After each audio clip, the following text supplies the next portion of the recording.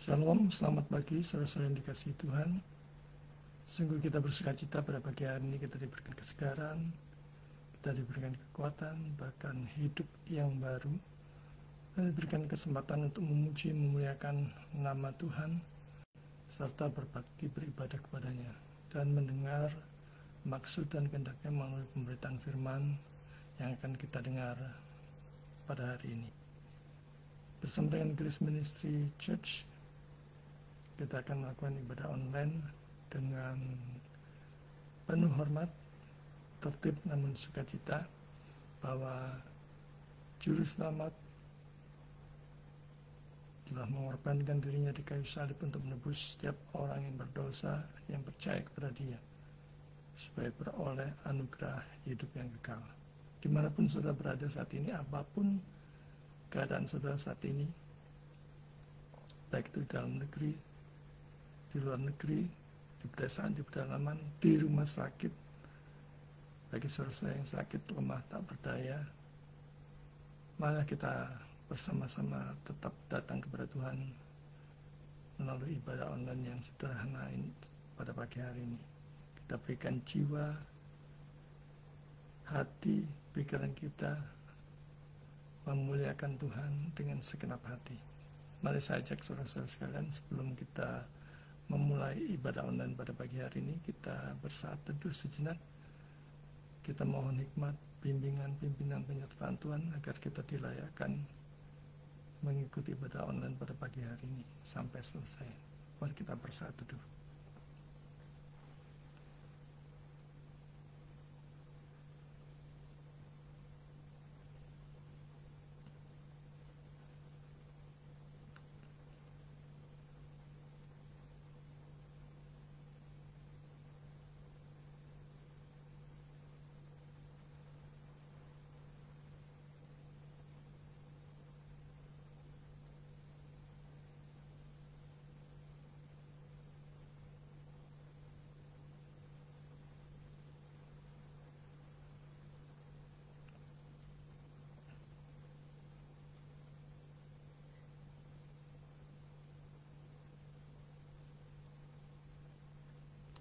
Amin. Mari kita mulai ibadah online pada pagi hari ini dengan membuka firman Tuhan dari Mazmur pasal 95 ayat 6 sampai dengan 7. Masuklah, marilah kita sujud menyembah, berlutut di hadapan Tuhan yang menjadikan kita, sebab Dialah Allah kita, dan kitalah umat gembalanya, dan kawanan domba tuntunan tangannya. Mari kita naikkan pujian, berilah hormat padahu. Hanya Dialah yang Maha Kudus, yang Maha Agung di tempat yang Maha Tinggi, yang layak mendapatkan hormat, pujian, dan kemuliaan. Kita nyanyikan berilah hormat padahu dengan menghayati setiap liriknya, dan kita nyanyikan dengan penuh sukacita. Berilah hormat padahu.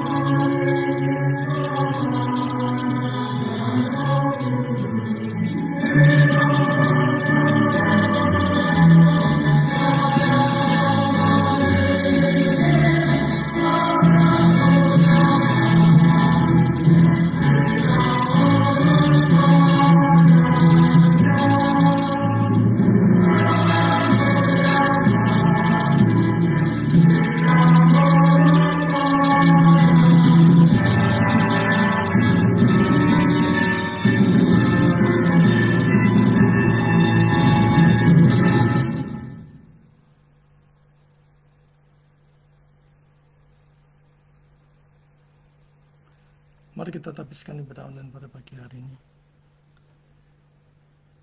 Ibadah online pada pagi hari ini diadakan di dalam nama Allah Tritunggal, Bapa, Anak, dan Roh Kudus yang telah menciptakan langit, bumi, dan segala isinya, yang tak pernah meninggalkan pekerjaan tangannya, dan yang kasih setianya kekal selama-lamanya. Turunlah atas saudara-saudara sekalian anugerah dan damai sejahtera dari Allah Bapa kita dan dari Tuhan kita Yesus Kristus. Amin.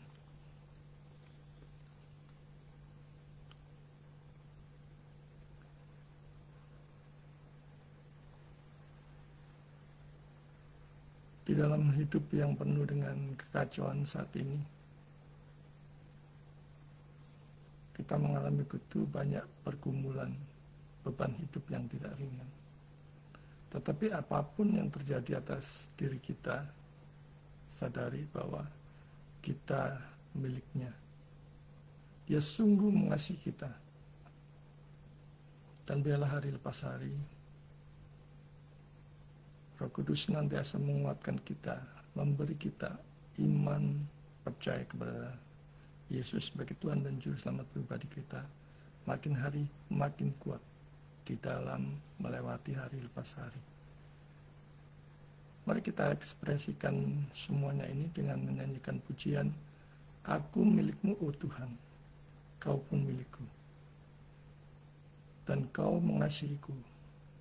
Tuhan, tambahkan imanku ini, ku mau dekat padamu. Mari kita pujikan, Aku milikmu, oh Tuhan.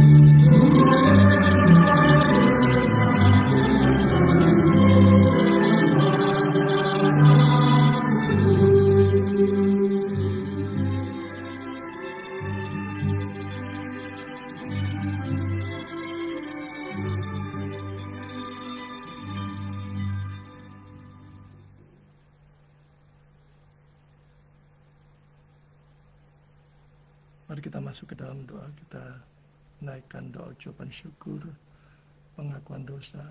Kita berdoa untuk pemberitaan firman Tuhan yang akan kita dengar sebentar lagi. Dan kita juga berdoa untuk persembahan yang akan kita berikan dan kita naikkan pokok-pokok doa syafaat. Mari kita berdoa.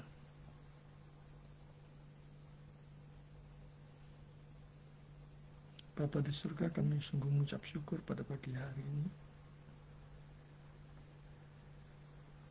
Kami boleh menjalani hidup kembali pada hari ini. Kami diberikan kesegaran, kami diberikan penghiburan, kekuatan, bahkan harapan baru. Kami mengingat begitu banyak berkat kemurahan Tuhan, belas kasihan Tuhan, pertolongan Tuhan, campur tangan Tuhan, pemeliharaan Tuhan atas hidup kami. Bahkan begitu banyak berkat-berkat yang kami terima, baik itu jasmani maupun rohani. Sungguh begitu banyak ya Tuhan. Kami mengucap syukur atas semuanya itu. Terlebih kami mengucap syukur atas karya Kristus di kayu salib yang memberikan anugerah bagi kami, setiap kami yang percaya, untuk beroleh anugerah hidup yang kekal. Terima kasih Engkau masih memelihara, bahkan memberikan kekuatan, menguatkan iman kami untuk tetap percaya di tengah-tengah situasi yang tidak menentu, situasi hingar-bingar dunia yang kacau balau, penuh dengan perang, penuh dengan bencana alam, ketidakpastian. Engkau masih memberikan iman yang teguh kepada kami. Sungguh kami mengucap syukur. Bapa di surga, kami sadar pada pagi hari ini datang di hadapan-Mu dengan dosa-dosa pelanggaran kami yang jelas terang benderang di hadapan-Mu. Dan tidak ada satupun dosa yang sanggup kami sembunyikan dari hadapan-Mu. Kami mengaku bahwa kami telah berdosa, melanggar kekudusan-Mu, baik itu dalam perkataan, hati, sikap, kata-kata, motivasi, bahkan hal-hal kecil yang lainnya yang seringkali kami abaikan. Bapa, ampuni kami. Dan kiranya darah Kristus yang sudah tercurah di atas kayu salib di Golgota membasuh setiap kami, melayakkan kami pada pagi hari ini untuk terus mengikuti ibadah online pada pagi hari sampai akhir. Dan terutama mendengarkan sebagian dari maksud dan kehendak Tuhan melalui pemberitaan firman pada pagi hari ini. Kami mohon saat firman diberitakan, Roh Kudus menguasai kami sedemikian rupa, baik jemaat-Mu yang mendengarkan kebenaran firman Tuhan, terlebih lagi hamba-Mu yang telah mempersiapkan materi khotbah.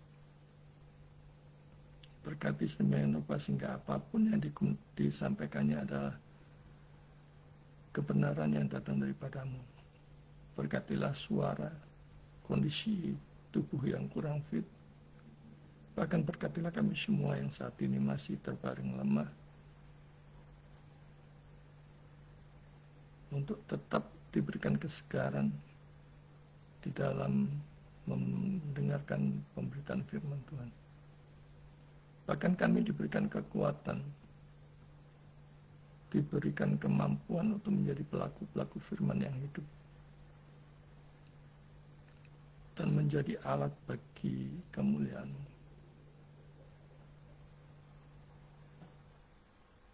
Berkatilah sesi pemberitaan firman ini ya Tuhan, dari awal, pertengahan, sampai akhir. Berkati seluruh peralatan yang kami pakai, koneksi internet, laptop, HP, mixer, mic, semuanya biarlah diarahkan untuk kemuliaan bagi nama-Mu. Kami sadar bahwa di mana Injil firman diberitakan, setan pasti tidak tinggal diam. Karena itu kami mohon kepada-Mu, berikanlah kekuatan kepada kami menghadapi segala serangan, godaan setan dalam bentuk apapun. Apakah itu kelemahan tubuh, kelelahan, mengantuk, pikiran yang kacau mengembara kemana-mana. Biarlah kami bisa fokus pada pemberitaan firman Tuhan. Dan apapun yang setan iblis lakukan tidak akan berhasil.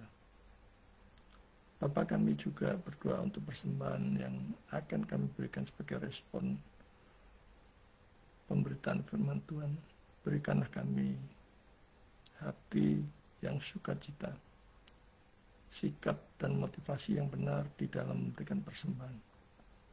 Berkati sedemikian rupa sehingga persembahan ini bisa dipakai untuk pelebaran kerjaan di muka bumi. Berkati tangan-tangan yang mengelolanya, sehingga hanya memprioritaskan bagi kemuliaan nama Tuhan. Berkati seluruh jemaat yang sudah memberi maupun yang belum memberi, ya Tuhan. Biarlah kami selalu mengingat betapa besar Engkau memberikan berkat-Mu kepada kami dalam hidup kami, mulai kami lahir sampai detik ini. Kasih setiamu, berkat-Mu senantiasa menyertai kami. Dan semuanya itu adalah datangnya dari Engkau. Sadarkan kami bahwa segiat apapun pekerjaan yang kami lakukan tanpa berkat-Mu semuanya akan sia-sia. Bapa di surga, kami naikkan beberapa pokok-pokok doa syafaat. Kami terus berdoa untuk bangsa dan negara kami, khususnya untuk kesejahteraan, kedamaian, kesentosaan, kemakmuran bangsa negara kami. Kami terus berdoa untuk para pemimpin kami, dari Bapak Presiden, Wakil Presiden, para Menteri, MPR, DPR, Bupati, Gubernur, Bupati, Wali Kota, Camat, Lurah, bahkan pemerintahan yang terkecil. Kami mohon berkat-Mu untuk mereka memberikan hikmat di dalam bekerja, supaya bekerja takut akan Tuhan.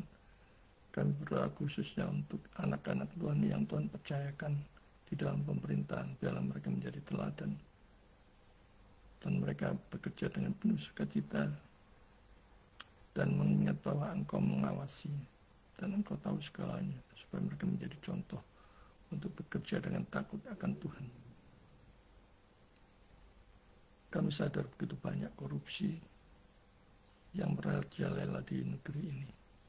Kami mohon kemurahan-Mu, ya Tuhan, biar Engkau sadarkan siapapun yang melakukannya, supaya mereka melihat begitu banyak rakyat kecil yang menderita, dan mereka digerakkan Roh Kudus demikian rupa mengembalikan hasil korupsi itu supaya dipakai bagi kemakmuran,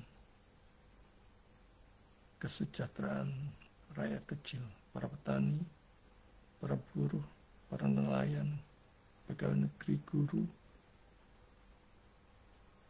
dan biarlah kami semua menikmati limpahan berkat yang daripada-Mu di negeri ini.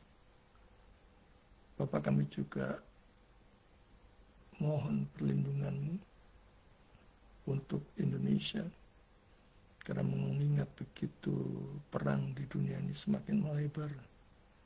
Kiranya Engkau terus menjaga bangsa dan negara kami dari chaos, dari kekacauan, bahkan dengan cara-Mu sendiri melindungi. Kalau ada, baik itu dari luar ataupun dari dalam negeri, yang tidak mengacaukan ketentraman, kedamaian, kiranya Engkau sendiri yang menghalaunya. Dan pakai kami itu untuk terus menjaga kedamaian di negeri ini. Kami juga berdoa untuk peristiwa kekacauan yang dihasilkan dari perbedaan atau konflik antar agama, kebencian, kekerasan yang melanda negeri kami. Bahkan beberapa di antaranya mengarah kepada persekusi karena memuliakan nama-Mu. Kami membawa ke dalam doa untuk peristiwa ini, khususnya di Jawa Barat. Biarlah hukum semakin ditegakkan, para pelaku pengacau, pengrusak dipertobatkan. Bahkan mereka mengalami proses hukum secara adil. Karena Engkau adalah Allah kami yang adil. Masih banyak di daerah-daerah lain yang demikian juga. Bapa kami tetap titipkan saudara kami, di mana kami memuliakan nama-Mu, pasti begitu banyak pihak-pihak yang tidak setuju. Bila Kau terus memberikan perlindungan atas anak-anak-Mu dan memberkati tempat-tempat di mana kami memuji, memuliakan nama-Mu, berbakti, bahkan melayani. Bapak, kami berdoa juga untuk para koruptor, supaya mereka dipertobatkan. Dan Kau pakai kami, siapapun yang punya akses ke pribadi-pribadi tersebut, supaya Injil diberitakan, mereka percaya kepada Kristus dan beroleh anugerah keselamatan, bertobat dan mengembalikan semua kekayaan itu kepada diperuntukkan pembangunan yang lebih layak, mensejahterakan banyak orang. Bapa di surga, kami berdoa untuk pemberitaan firman pada pagi ini, semuanya di atas muka bumi ini. Kami berdoa untuk para pastor, para pendeta, para penginjil, para misionaris, para pelayan awam yang memberitakan firman pada pagi hari ini. Berkati mereka sebagian rupa sehingga mereka bisa memberitakan firman dengan baik, dengan benar, dengan sejelas-jelasnya. Dan hindari segala kesesatan, penyimpangan dalam memberitakan firman Tuhan, supaya umat-Mu yang mendengarkannya bisa dibangun. Bapak, kami tidak lupa juga berdoa untuk jemaat-Mu yang saat ini mengalami sakit penyakit, baik itu jasmani maupun rohani. Kami mohon kemurahan-Mu, kami mohon jamahan-Mu, kami mohon kuasa-Mu. Apapun yang menjadi sakit penyakit mereka, di dalam nama Yesus Kristus, Tuhan berkenan mengangkat sakit penyakit mereka, dan mereka mengingat bahwa jika mereka sembuh, pulih, itu semua adalah karena berkenan belas kasihan-Mu. Berkati untuk keluarga yang penuh kasih merawat mereka, baik itu di rumah sakit maupun di rumah-rumah. Juga untuk saudara kami yang saat ini mengalami keterpurukan iman karena beban hidup yang begitu menghibit, karena begitu banyaknya problem kesukaran yang mereka hadapi, sehingga mereka ingin undur dari Tuhan, ingin undur dari pelayanan, ingin undur dari gereja. Bapa, kiranya Roh Kudus berkenan melawat mereka, menarik mereka kembali untuk bersekutu, menikmati hadirat Tuhan.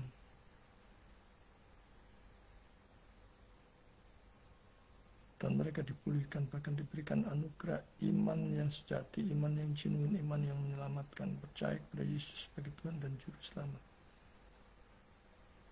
Dan mereka diberikan pengharapan baru, kekuatan baru. Demikian juga untuk saudara-saudara kami yang mengalami keterpurukan ekonomi, bahkan habis-habisan, dan tidak tahu lagi berbuat apa. Kami berdoa ya Tuhan, kiranya Tuhan pulihkan mereka. Dan dengan berkat kemurahan Tuhan itu mereka memakai untuk kemuliaan Tuhan. Bapa di surga, kami tidak lupa juga berdoa untuk Bapak Nufi dan keluarganya yang saat ini terus bekerja untuk menyelesaikan proyeknya untuk soft grand opening. Biarlah Tuhan selalu memberkati dia, memberikan kesehatan, bahkan memberikan iman yang teguh, sekalipun bekerja di negara orang. Berkati juga untuk anaknya, Saudara Theo yang studi di Korea. Berikanlah iman yang teguh juga, Tuhan sendiri yang melindungi proses belajar di negara orang yang jauh dari orang tuanya. Demikian juga dengan istrinya yang terus dia mensupport Biarlah Tuhan tambahkan sukacita kepada dia. Kami tidak lupa juga berdoa untuk Saudara Eca yang bersama dengan teman-temannya untuk merintis kantor pengacara. Bapa, kami mohon belas kasihan-Mu dan berkat-Mu atas mereka. Dan biarlah mereka sungguh-sungguh bekerja dengan baik, menegakkan keadilan, semangat mereka. Roh Kudus pimpin, memberikan pertolongan apa pun yang mereka butuhkan. Juga kami berdoa untuk Saudara Putri, apapun yang menjadi pergumulan, biarlah Tuhan berbelas kasihan terus memberikan jalan keluar kepada dia.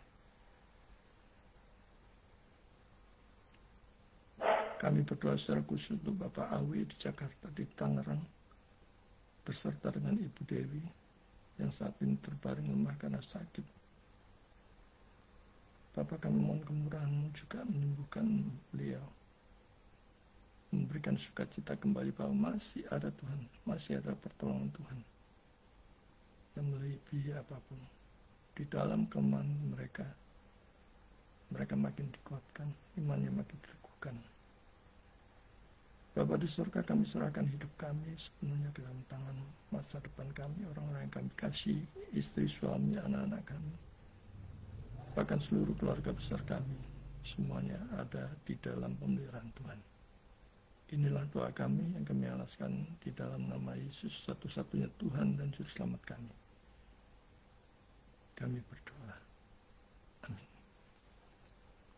Sebelum kita mendengarkan pemberitaan firman Tuhan, mari kita naikkan pujian Ku Tahu Yang Ku Percaya.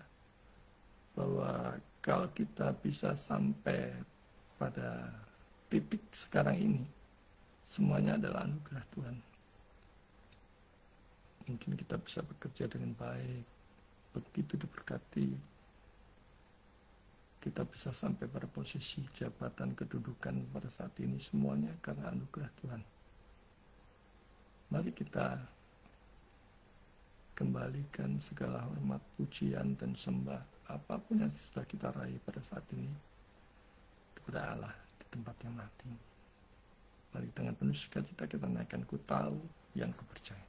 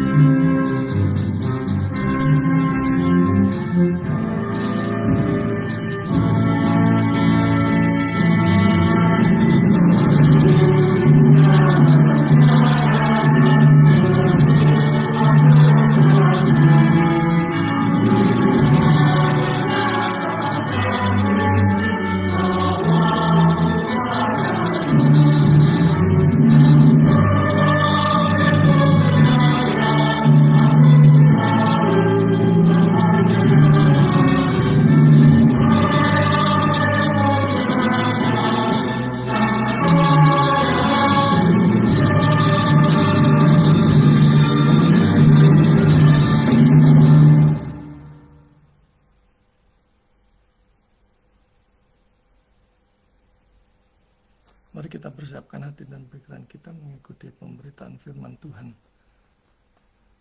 Firman Tuhan pada pagi hari ini diambil dari Lukas pasal 18 ayat 9 sampai 14. Khotbah pada pagi hari ini saya berikan judul Anugerah yang Menghancurkan Harga Diri. Lukas 18 ayat 9 sampai 14. Dan kepada beberapa orang yang menganggap dirinya benar dan memandang rendah semua orang lain, Yesus mengatakan perumpamaan ini.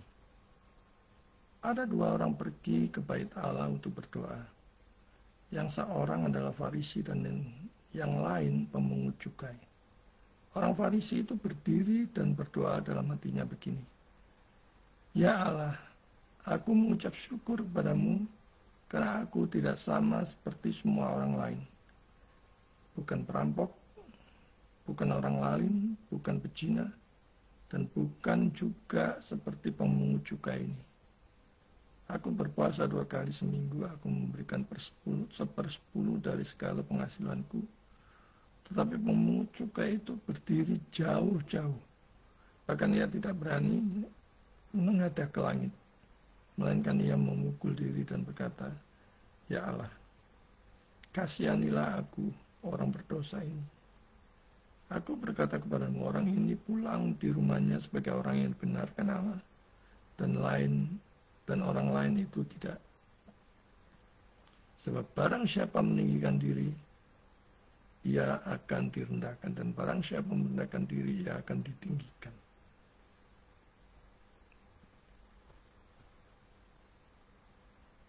Sungguh indah ya firman Tuhan pada pagi hari ini. Kita lihat statement yang sangat menggetarkan kita. Barang siapa meninggikan diri, ia akan direndahkan. Dan barang siapa merendahkan diri, ia akan ditinggikan.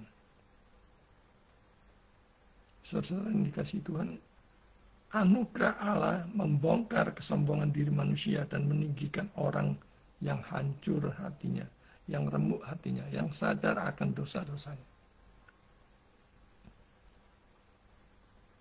Saat ini kita hidup di zaman di mana harga diri, kebanggaan diri dianggap sebagai nilai yang tertinggi.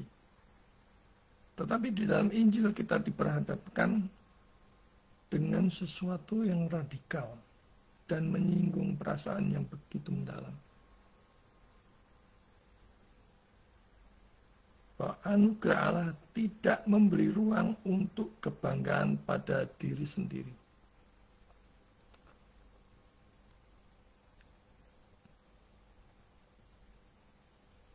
Terkadang kebanggaan diri sendiri itu bisa berlebihan, bisa chauvinisme yang berlebihan, ya,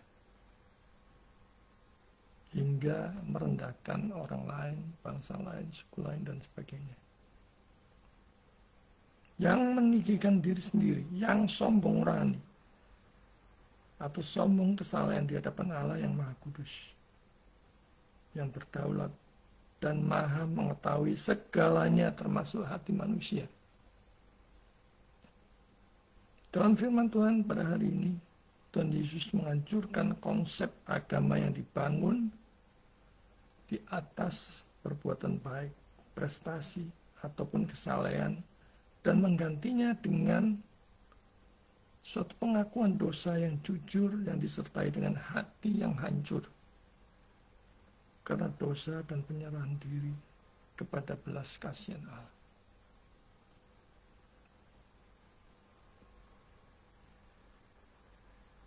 Menganggap dirinya benar dan memandang rendah semua orang yang lain.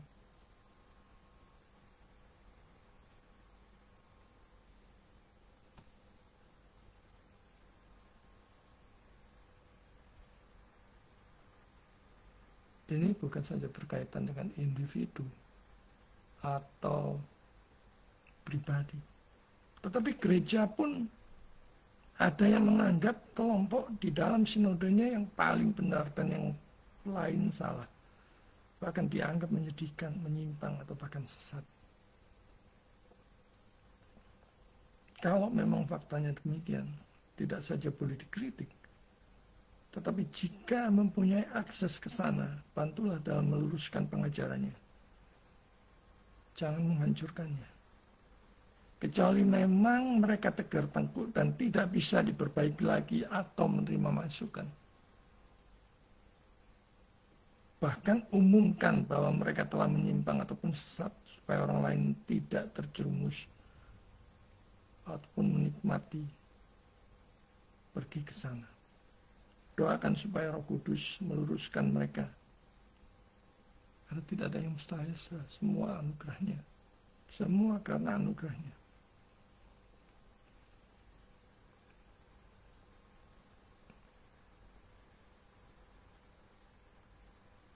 Kita melihat ya di sini ada dua pribadi yang berbeda.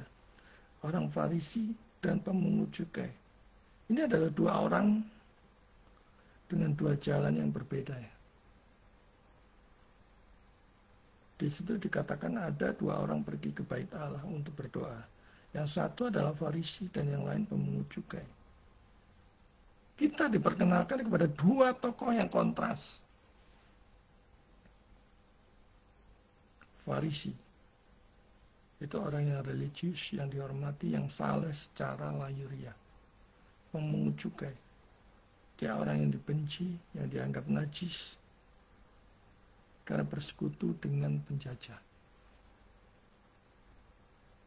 Yesus sedang menyingkap kedalaman hati, bukan permukaannya, bukan covernya saja, bukan yang kelihatannya baik saja, tetapi yang jauh lebih dalam adalah kedalaman hati mereka.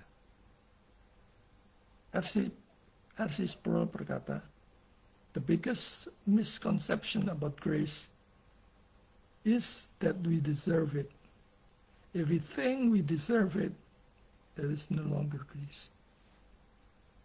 Kesalahpahaman terbesar tentang kasih karunia adalah bahwa kita menganggap layak menerimanya.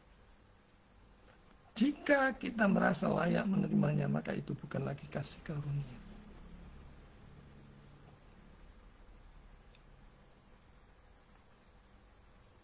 Saudara yang dikasih Tuhan, dunia ini adalah begitu banyak aneka ragam macam orang.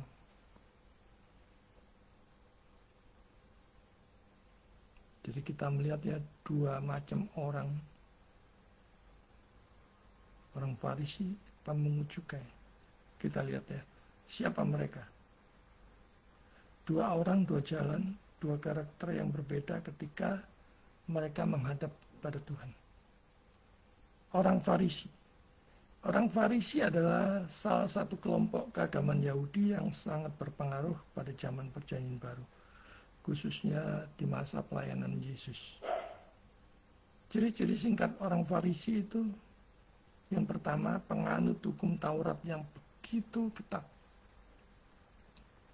Mereka sangat taat pada hukum Musa, bahkan menambahkan banyak aturan tradisi lisan, oral law, di atas hukum yang tertulis. Yang kedua, mereka terlihat sangat saleh secara lahiriah. Kita mesti mengingat Perjanjian Lama ya. Ya saya katakan segala kesalahan kita seperti kain kotor. Kain bekas cemar perempuan yang begitu menjijikkan di hadapan Allah yang Maha Kudus. Jadi mereka dikenal karena ibadah publik, puasa, memberi perpuluhan dan doa yang panjang-panjang di depan umum. Yang ketiga, mereka cenderung munafik dan sombong secara rohani. Nah ini yang seringkali dikecam oleh Tuhan Yesus ya.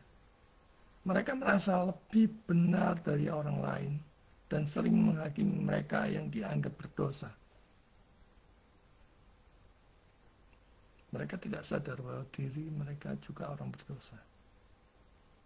Yang keempat, mereka banyak berseteru dengan Yesus dan Yesus seringkali mengecam mereka karena kemunafikan mereka.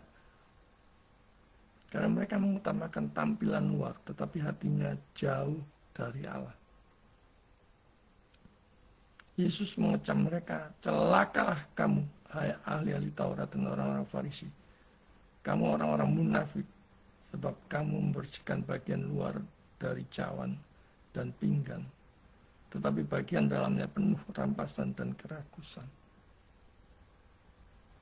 Orang Farisi adalah asyar agama tanpa pertobatan sejati dan kesalehan yang tanpa kasih karunia.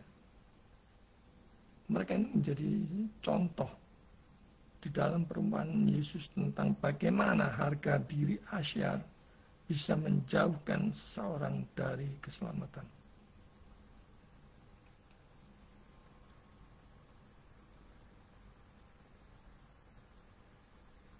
Sekarang kita melihat pemungut cukai.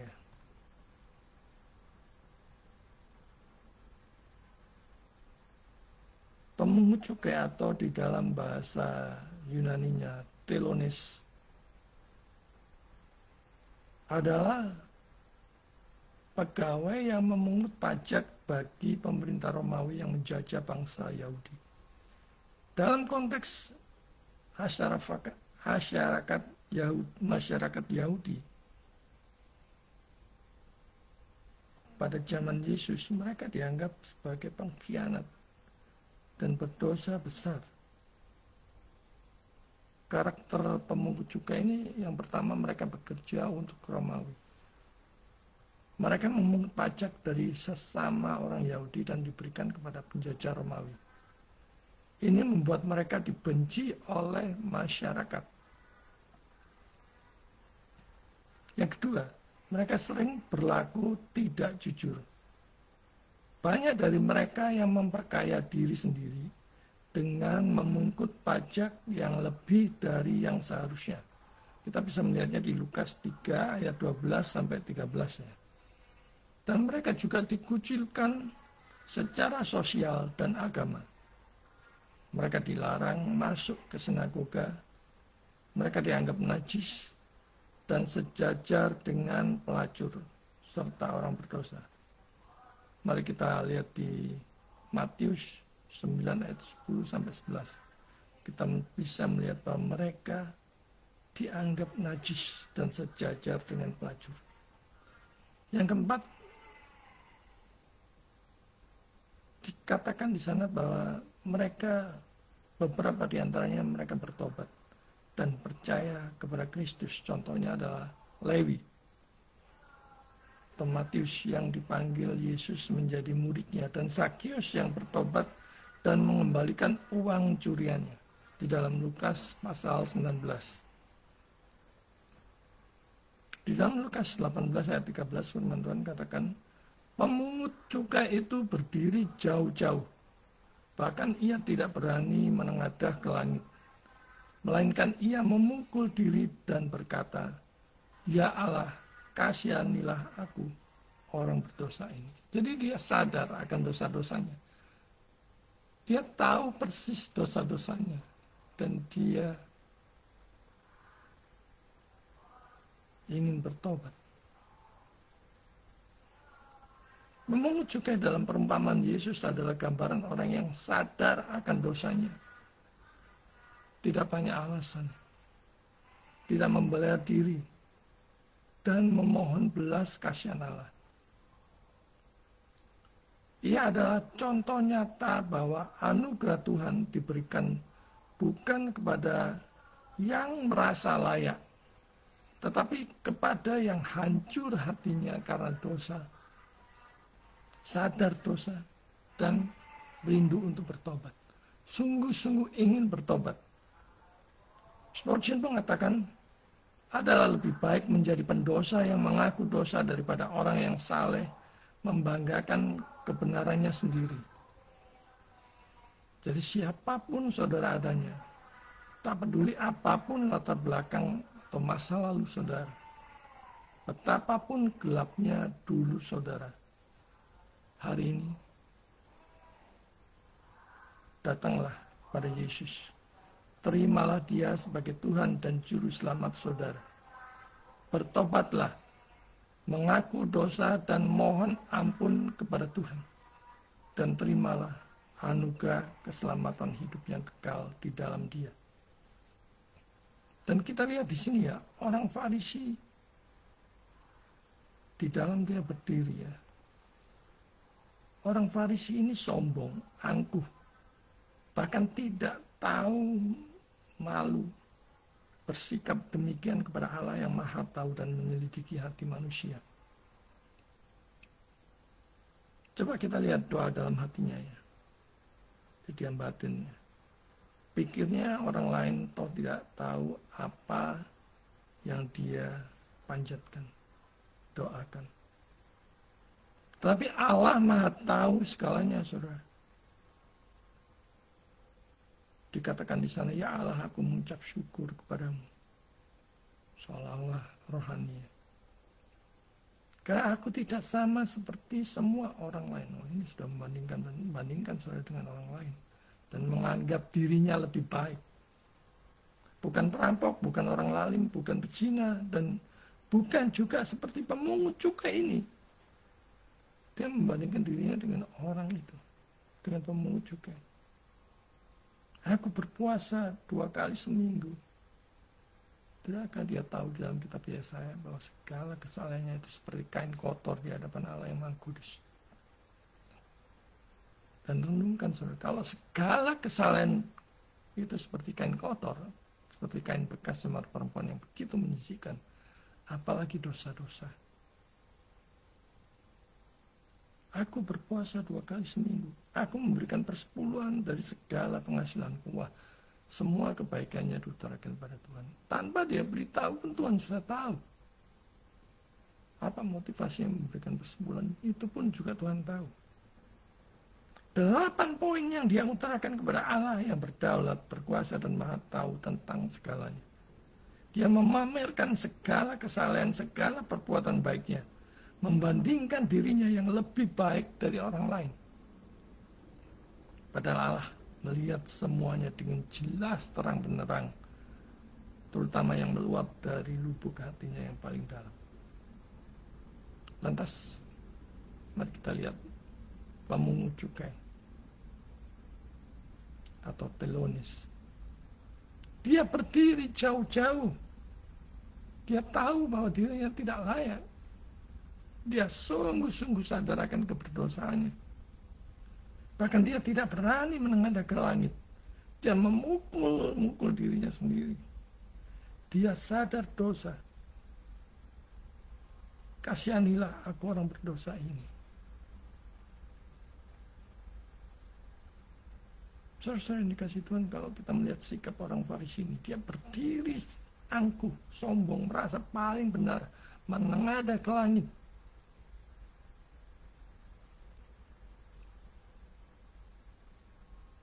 Agama yang dipenuhi harga diri.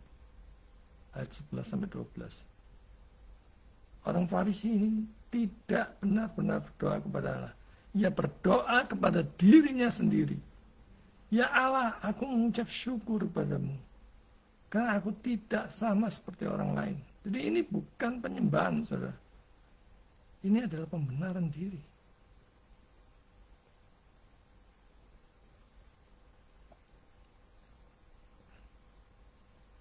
Calvin mengatakan tidak ada yang lebih mematikan daripada kesombongan rohani yang menyamar sebagai kekudusan. Ia membandingkan dirinya dengan orang lain, bukan dengan kekudusan Allah. Ia membawa sederetan daftar prestasi moralnya, seakan-akan Allah terkesan dengan ibadahnya. Lorin Bernal mengatakan, keselamatan bukan tergantung pada apa yang manusia lakukan untuk Allah, tetapi apa yang Allah lakukan bagi manusia. Jangan dibalik.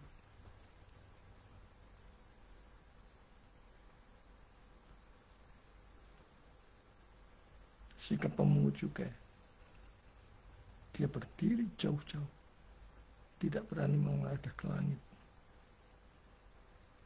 Dosa yang menangis minta belas kasihan Tuhan. Di ayat 13, tetapi pemungut cukai itu berdiri jauh-jauh. Dia berkata, ya Allah, kasihanilah aku orang berdosa ini.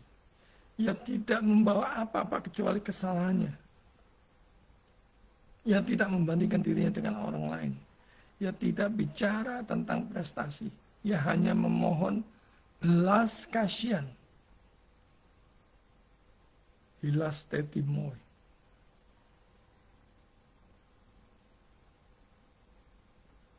Propitiate me. Ia tidak menyembunyikan dosanya, tetapi menyerahkannya di hadapan Tuhan. John Owen mengatakan, orang berdosa yang sejati tidak berusaha menghapus dosanya sendiri, tetapi bergantung penuh pada belas kasihan Kristus.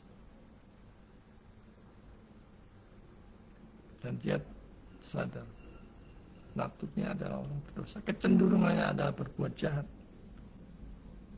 Spurgeon melanjutkan, kita membawa bejana kosong kepada sumber air hidup, bukan bejana penuh ke tempat penghakiman. Saudara yang dikasihi Tuhan, bagaimana dengan saudara? Bagaimana sikap saudara, sikap kita di dalam berdoa? Bagaimana kita menilai diri kita sendiri? Adakah kita merasa lebih baik dari orang lain? Atau melihat, mengakui dosa-dosa saudara dengan meratap dan dengan hati yang hancur kepada Tuhan, lalu bertobat dan mohon ampun kepada Juru Selamat? Kita lihatlah pembenaran Allah. Pemungut cukai ini dibenarkan Allah, dan orang Farisi tidak. Barang siapa meninggikan diri, ia akan direndahkan, dan barang siapa merendahkan diri, ia akan ditinggikan.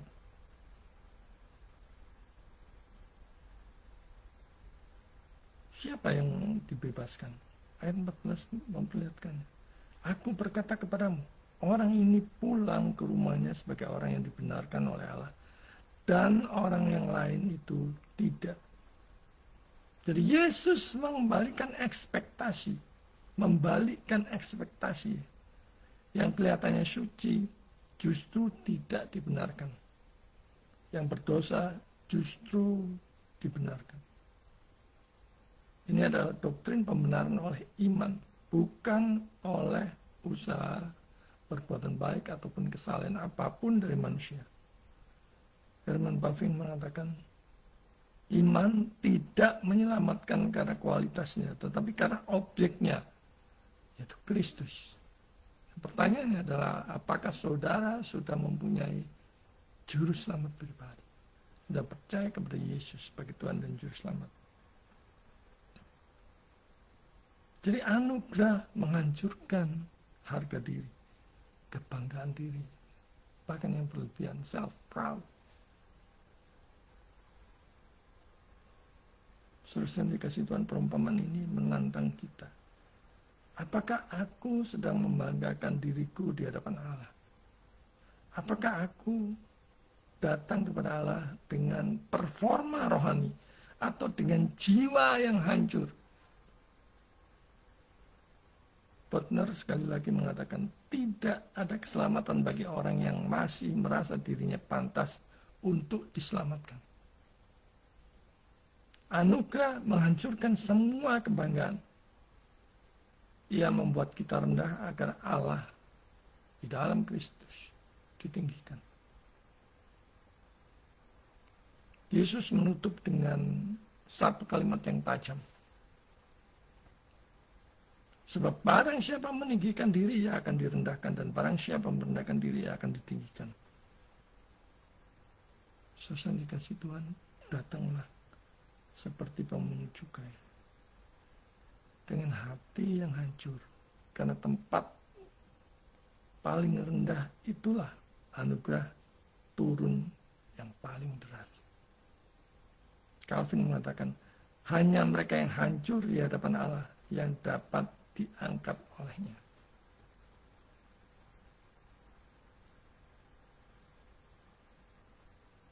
Dan mari kita datang kepada Tuhan dengan menyadari segala dosa-dosa pelanggaran kita, dengan hati yang hancur, dengan penuh hormat kepada Juru Selamat supaya kita peroleh anugerah keselamatan. Maukah saudara datang kepada Kristus pagi hari ini? Tuhan memberkati. Amin. Soli Deo Gloria. Mari kita berdoa.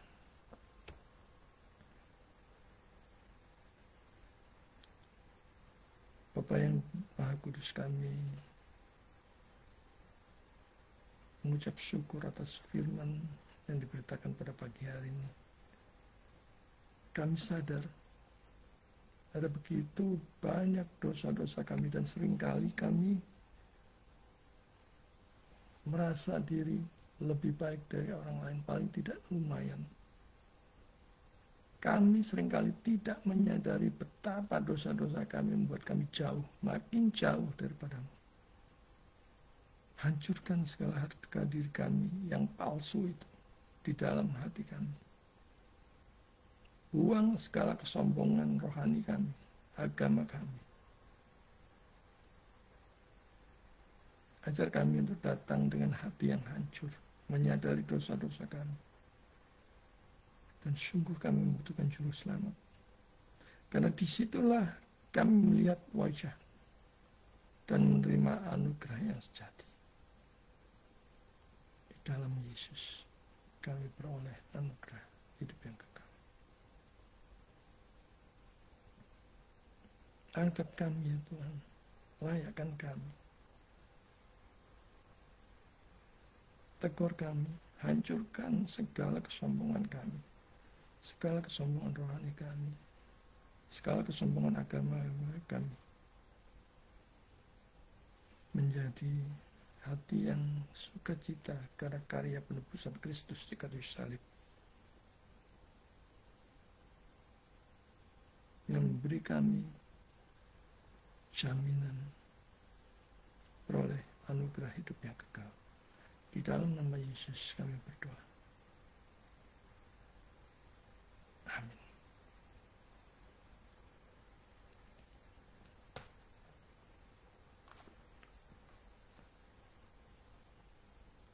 Mari kita masuk ke dalam sesi persembahan sebagai respon ucapan syukur bahwa kita sudah diubahkan melalui pemberitaan firman Tuhan.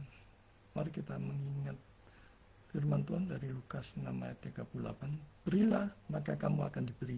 Suatu takaran yang baik, yang dipadatkan, yang dikoncangkan, dan yang tumpah keluar akan dicurahkan ke dalam pangkuanmu. Sebab ukuran yang kamu pakai untuk mengukur akan diukurkan kepadamu. Kita mempersiapkan persembahan sambil kita mendengarkan pujian Ku diberi belas kasihan.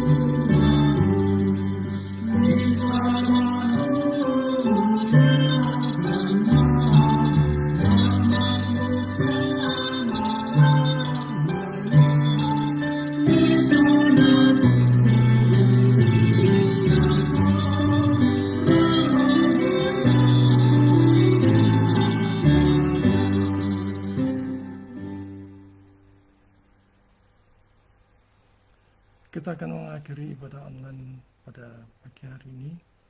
Mari saudara-saudara yang dikasihi Tuhan, kita senantiasa sadar akan dosa-dosa kita. Dan hanya iman kepada Kristus yang melayakkan kita untuk memuliakan Tuhan, untuk menjalani hidup ini hari lepas hari, berjalan di dalam pemeliharaan Tuhan. Marilah kita bukan sampai pada sadar akan dosa-dosa kita dan hancur hati kita melihat dosa-dosa kita kepada Tuhan.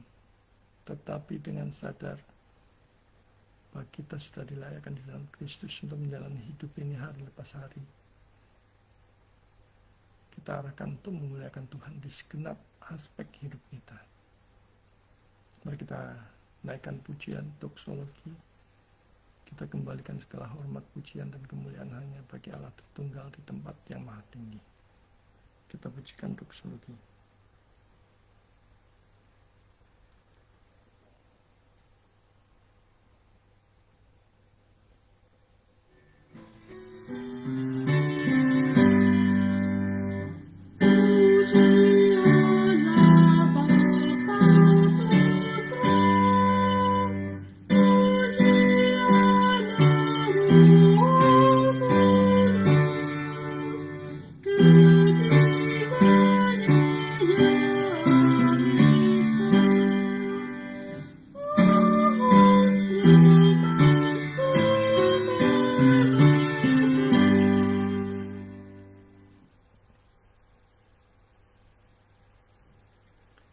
Saudara yang dikasihi Tuhan, arahkanlah hati dan pikiranmu kepada Tuhan dan terimalah berkat Tuhan.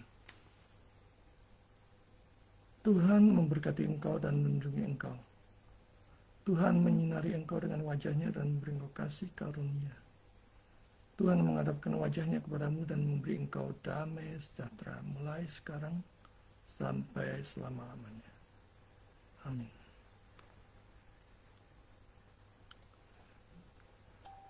Puji Tuhan, ibadah online pada pagi hari ini sudah selesai. Ada sedikit pengumuman. STOS atau Sekolah Teologi Online Surabaya, kelas malam pukul 19 waktu Indonesia bagian Barat, hari Selasa dan Kamis sedang berjalan kelas etika Kristen dan misiologi. Jadi saudara saya mau